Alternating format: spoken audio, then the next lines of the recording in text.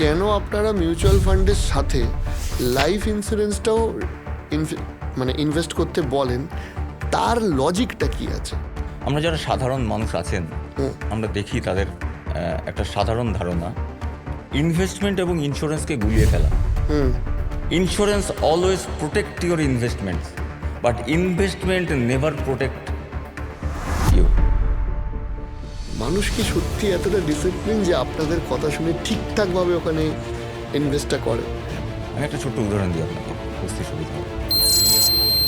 এবার আপনি আমার কথা শুনবেন কি না সেটা আপনার মাইন্ডসেট ঠিক করবে। আমার কাজ হচ্ছে আপনাকে সঠিক পথ দেখানো।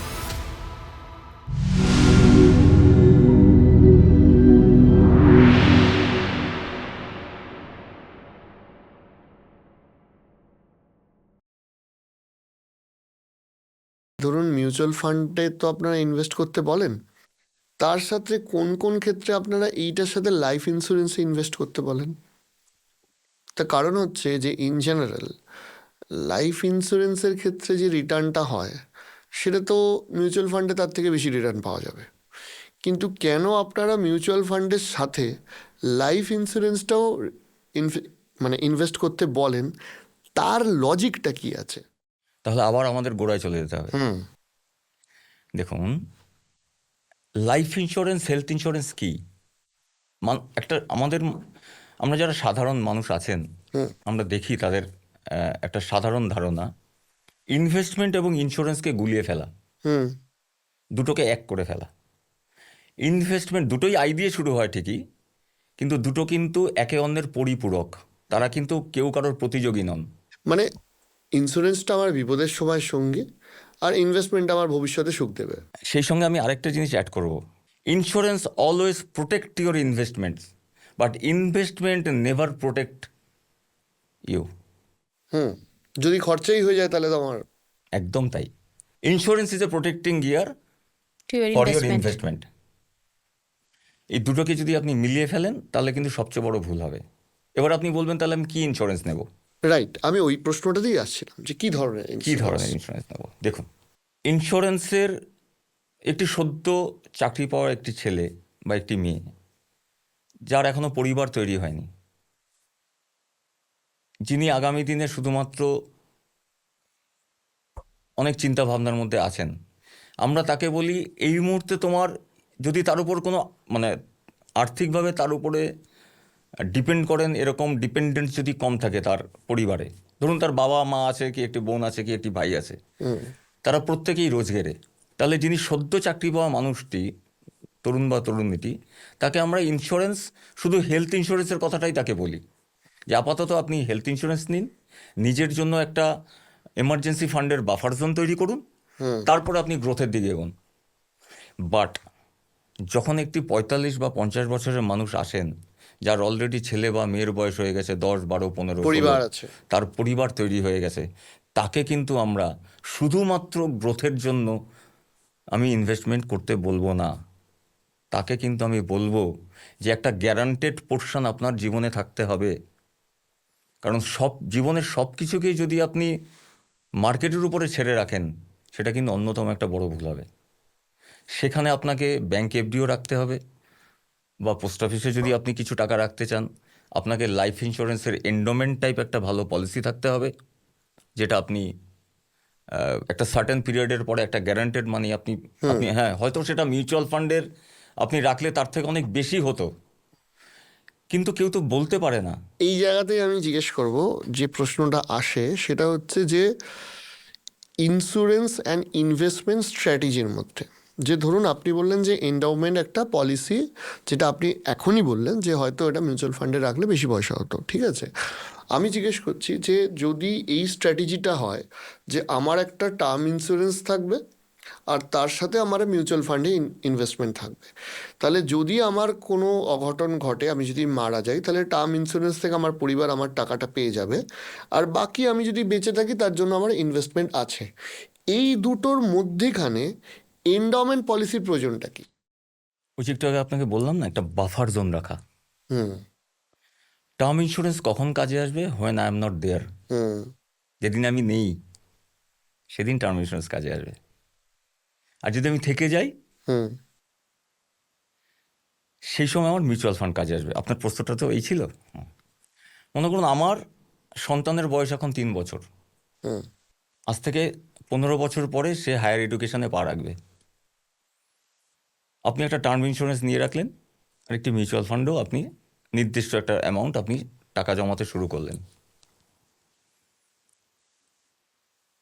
সেই একজন ব্যক্তির, তিনি টার্ম ইন্স্যুরেন্স নিয়েছেন এবং মিউচুয়াল ফান্ডও নিয়েছেন, কোনো এন্ডোমেন্ট প্ল্যান নেননি, হুম। বা বাচ্চার এডুকেশনকে উদ্দেশ্য করে কোনো গ্যারান্টেড ইনস্ট্রুমেন্টে তিনি টাকা লাগাননি। ঠিক যখন 15 যখন তার প্রয়োজন হবে বাচ্চাটির, যখন সে হায়ার এডুকেশনে পা রাখতে চলেছে, সেই সময় যদি জিওপলিটিক্যাল টেনশন বা করোনার মতন কোনো উপদ্রব যদি হাজির হয়, হুম। কেউ তো জানে না একটা প্যান্ডেমিক এসছে, আগামী 2, 5, 10 বছরের মধ্যে যে আরেকটা প্যান্ডেমিক আসবে না, এটা তো কেউ বলতে পারে না। তাহলে আপনার মিউচুয়াল ফান্ডের যে উদ্দেশ্য করে আপনি রেখেছিলেন, যদি ড্রাস্টিক্যালি সেটার পতন হয়, আপনি কোথায় টাকা পাবেন তখন? ওই বাচ্চাটির এডুকেশন তো থমকে যাবে না, তাকে তো আপনাকে পড়াশোনাটা করাতেই হবে, বা সে যেখানে যেতে চাইছে আপনি আপনার সর্বস্ব দিয়ে তো তাকে পৌঁছানোর চেষ্টা করবেন। তাহলে আপনার যে এই যে যে ইনস্ট্রুমেন্টগুলো আপনি এতদিন ইউজ করে এসেছিলেন, সেই ইনস্ট্রুমেন্টগুলো তো আপনার কাজে এলো না তখন কোনো। ইনস্টেড অফ দ্যাট, আপনি যদি মিউচুয়াল ফান্ডে ধরুন আপনি 10,000 টাকা করে রেখেছেন, সে সময় আপনি যদি 60-40 বা 70-30 রেশিওতেও আপনি ধরুন 10,000 টাকার মধ্যে 7,000 টাকা আপনি এসআইপিতে দিলেন, 3,000 টাকার মান্থলি একটা এন্ডোমেন্ট পলিসিতে দিলেন,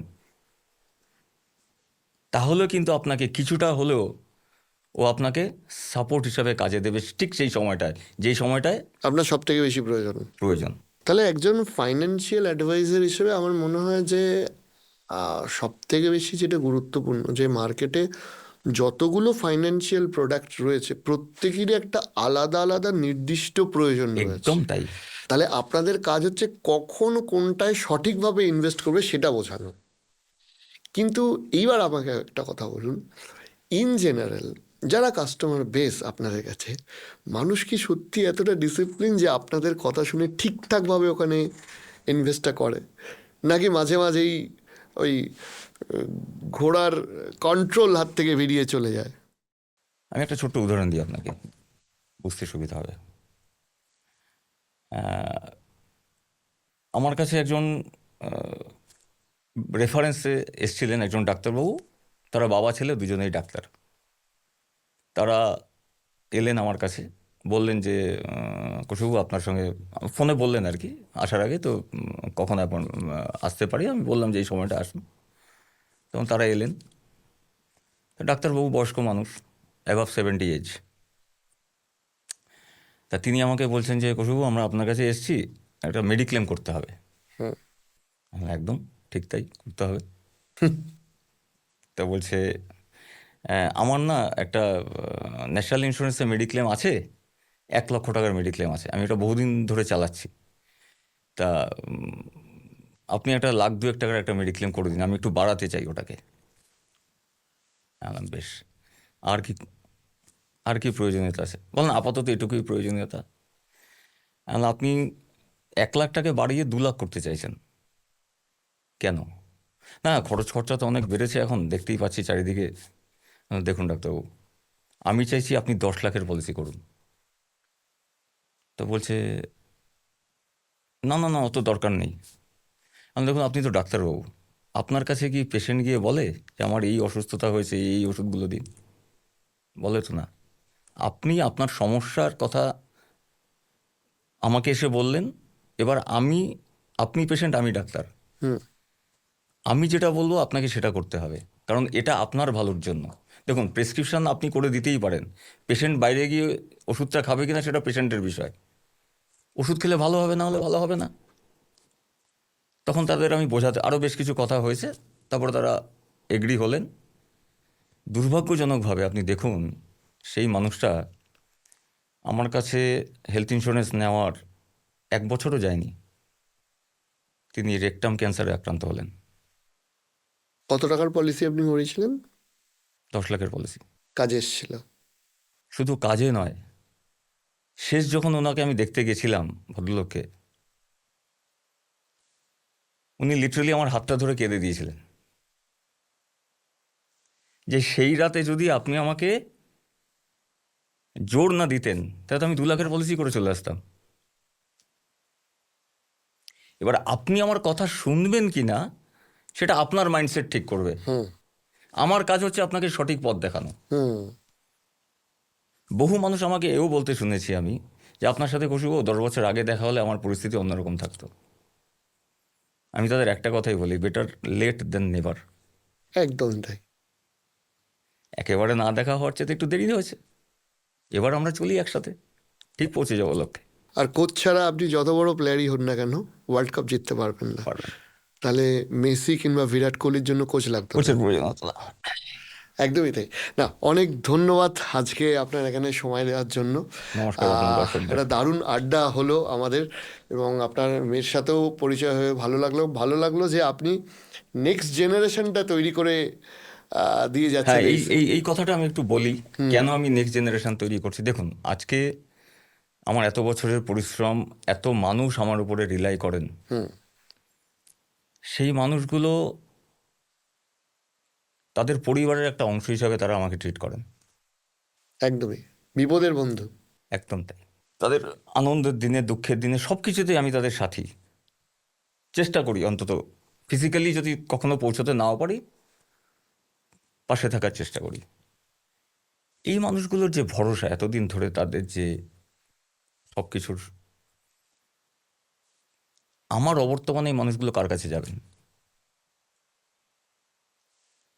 কখনো কখনো তারা অসহায় ফিল করতেই পারেন। হুম আমি যার জন্যই, ও তো পড়াশুনো, ওর যেটা ইচ্ছে ছিল সেই পড়াশুনোগুলো করেছে, তারপরে আমি ওকে কিছু কথা বলার পরে ও রিয়েলাইজ করেছে যে হ্যাঁ সত্যিই তো, যে তারপরে ও দেখে আমার অফিসে কত মানুষ আসে, ওর সাথেও কথা হয়, এখন ও বোঝে কিছুটা হুম যে হ্যাঁ এই জিনিসগুলো বাবা যেটা বলছে, হ্যাঁ এই দায়িত্বটা অনেক, একটা বিরাট দায়িত্ব। হুম শুধু তো দেখুন, এমন আমাদের প্রফেশনটা তো এমন নয় যে ঠিক আছে আমি না থাকলেও কাজ চলে যাবে, বা আমি না সাপোর্ট দিলেও কাজ হয়ে যাবে। ব্যাপারটা একেবারেই তা নয়, সাপোর্ট আমার দিতে হবে, ফিজিক্যাল সাপোর্টটা অবশ্যই প্রয়োজন। মিউচুয়াল ফান্ডের এসআইপি কাটতেই পারে অটোমেটিক্যালি, কিন্তু যখন রিডেমশন হবে বা চেঞ্জ অফ নমিনেশন হবে, চেঞ্জ অফ ব্যাঙ্ক অ্যাকাউন্ট হবে, mail ID phone number change হবে, তখন কিন্তু আপনি সেগুলো অনলাইন করতে আপনার অসুবিধা হবে, তখন কিন্তু আপনার সাপোর্ট লাগবে, বা নমিনি চেঞ্জ হবে, তাই না? তো সেই ব্যাপারগুলো রিয়েলাইজ করেই ও এখন আমার টিমের অংশ। আমার একটা টিম আছে, আমরা একটা টিম হিসাবে আর কাজ সেই করি। টিম থেকে আজকে পডকাস্টে।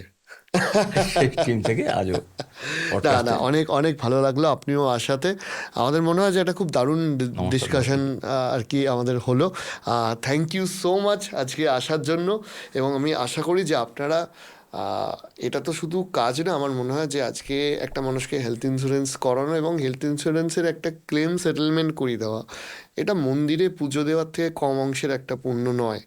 সো একদম তাই। সেই কাজটা আপনারা আরও ভালোভাবে করুন। অনেক শুভেচ্ছা রইল। থ্যাংক আপনার ইউ সো মাচ। দর্শকদের অনেক অনেক শুভেচ্ছা। আপনার দর্শকরা সবাই খুব ভালো থাকুন, সুস্থ থাকুন, এই কামনা করি। Thank you so much. নমস্কার।